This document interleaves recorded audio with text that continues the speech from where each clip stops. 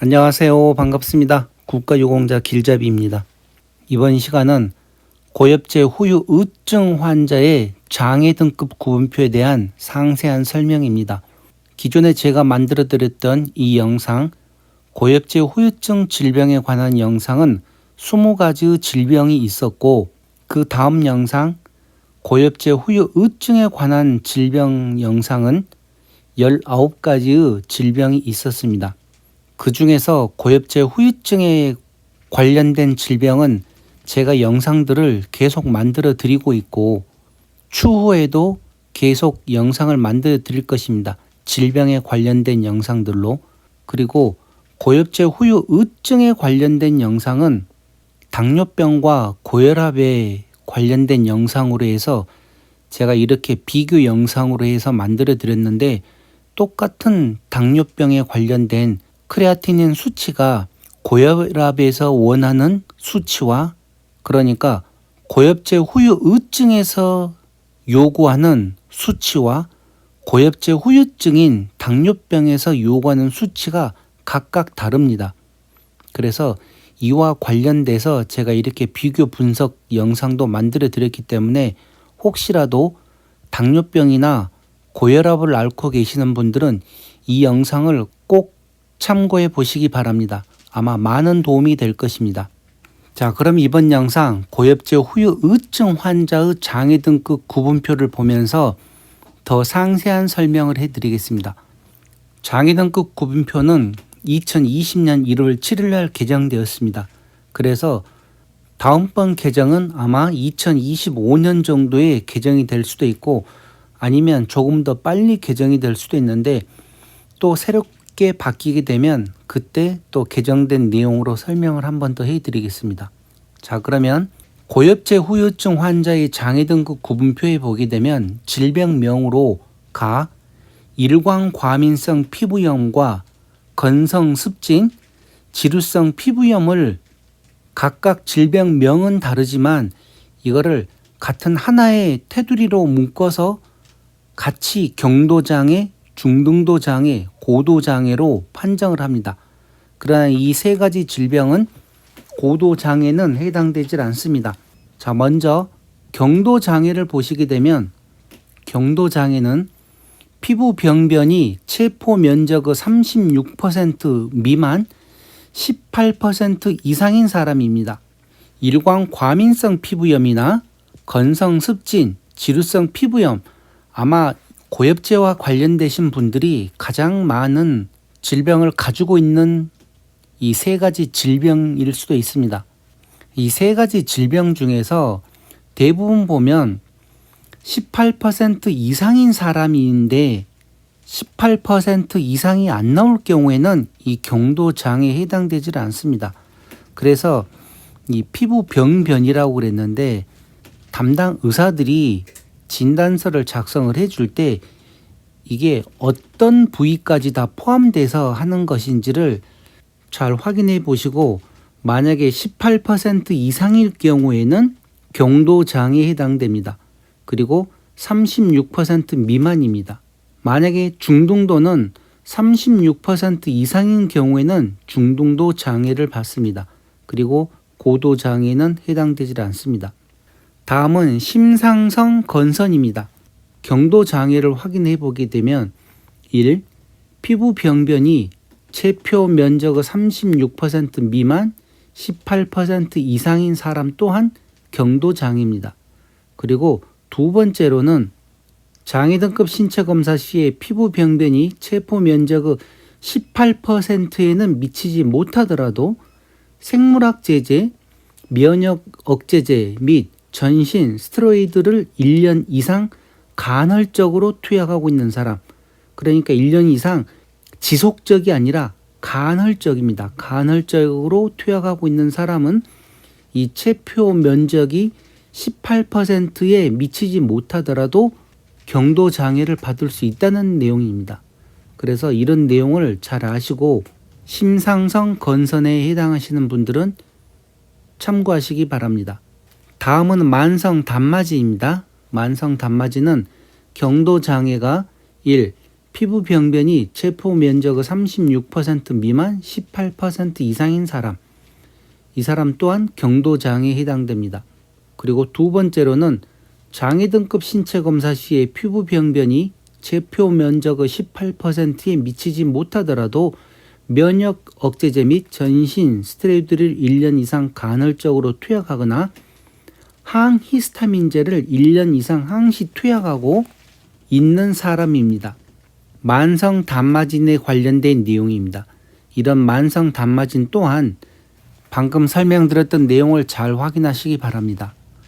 다음은 중추신경장애와 뇌경색증, 뇌출혈, 다발성 경화증을 같이 하나로 묶어서 장애 판정을 내리고 있습니다. 그 중에서 이 첫 번째를 보시게 되면 척수 또는 뇌의 병변이 보이며 보행은 가능하나 그 밖의 일상생활 동작의 기능 저하를 보이는 사람, 이런 경우에는 경도장애에 해당됩니다. 두 번째로는 뇌의 뚜렷한 병변으로 인하여 감각성 또는 운동성 실어증이 있는 사람은 경도장애에 해당됩니다. 세 번째로는 시피질 또는 시경노의 병변에 의하여 시야 검사상 정상 시야의 50% 이상 감소한 사람, 그러니까 시력 검사를 했을 때 정상인의 50% 이상 감소한 사람 또한 경도장애에 해당되는 것입니다. 다음 네 번째는 뇌경색 또는 뇌출혈에 의하여 두 귀의 청력의 경도 기능 장애, 경도 기능 장애라 그랬습니다. 자, 경도의 기능 장애란 두 귀의 청력 손실이 각각 공기전도 40데시벨 이상이 있는 사람은 경도 장애에 해당됩니다. 어떤 경우 뇌경색이나 뇌출혈에 의해서 청력에 손실이 있는 사람, 이런 경우에는 고엽제 후유 의증으로 경도 장애에 해당되는 것입니다. 다섯 번째로 퇴행성 치매 환자로 임상 치매 척도 검사 결과 CDR 1, 2인 사람, 이런 경우에도 경도 장애에 해당됩니다. 자, 이와 관련된 내용으로는 다시 한번 제가 질병 장애를 불러드리겠습니다. 중추 신경 장애를 가지고 있거나 뇌경색증, 그리고 뇌출혈, 아니면 다발성 경화증을 가지고 있는 모든 분들에게 해당되는 내용이었습니다. 다음은 근위축성 신경 측색 경화증과 근질환이 있습니다. 자, 이와 관련되신 분들은 근력 약화는 있으나 보조기 없이도 보행이 가능한 사람은 경도장애입니다.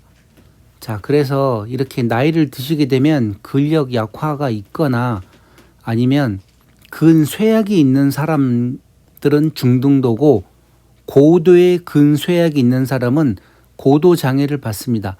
이런 내용을 잘 아시게 되면 장애 등급 판정을 받는데 작은 도움이 될 것입니다. 자, 다음은 다발성 신경 마비에 관련된 질병에 어떤 경우가 있을 경우에 경도장애를 받는지 내용을 살펴보겠습니다. 정기 진단검사 등의 결과 이상으로 보이는 사람으로서 신경, 근육 및 골격 계통에 경미한 기능장애가 있는 사람, 아주 약한 기능장애가 있는 경우에 경도장애를 받습니다. 다음은 무혈성 괴사증입니다. 한쪽 고관절의 전치환술이 필요하거나 한쪽 고관절의 치환술을 받은 사람, 이런 분은 무혈성 괴사증으로 인해서 경도장애를 받습니다. 자, 다음은 악성 종양에 관련된 내용입니다. 질병명은 악성 종양이지만 실질적으로는 이거는 암과 관련된 내용이라고 생각하시면 됩니다. 자, 경도장애에 해당되는 내용으로는 첫 번째, 피부 상피 내 악성 종양으로 합병증이 있는 사람을 경도장애라 하고, 두 번째는 초기 진행 단계의 악성 종양에 대한 최소 침습적 시술, 그러니까 점막 절제술이나 용종 절제술 등의 치료 후 지속적인 관찰이 필요한 사람, 이런 분들은 경도장애에 해당됩니다.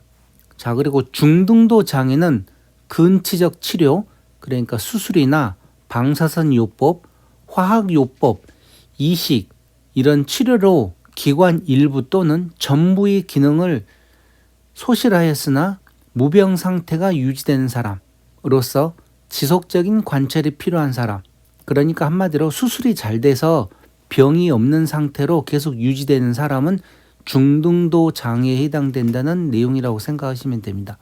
자, 그리고 고도 장애는 이와 같이 근치적 치료, 그러니까 수술, 방사선 요법, 화학 요법, 이식, 장기 이식을 말하는 것입니다. 이렇게 했는데도 재발하여 고식적 치료를 받는 사람, 또는 진단 시 근치적 치료가 불가능한 상태로 고식적 치료가 필요한 사람은 고도 장애를 판정을 받습니다. 악성 종양으로 인해서. 자, 다음은 간 질환에 관련된 내용입니다. 여기서 B형과 C형 간염은 제외한다고 하였습니다. 먼저 경도 장애에 대한 내용을 살펴보면 1. 이학적 검사 결과 비장 종대 소견을 보이는 사람. 2.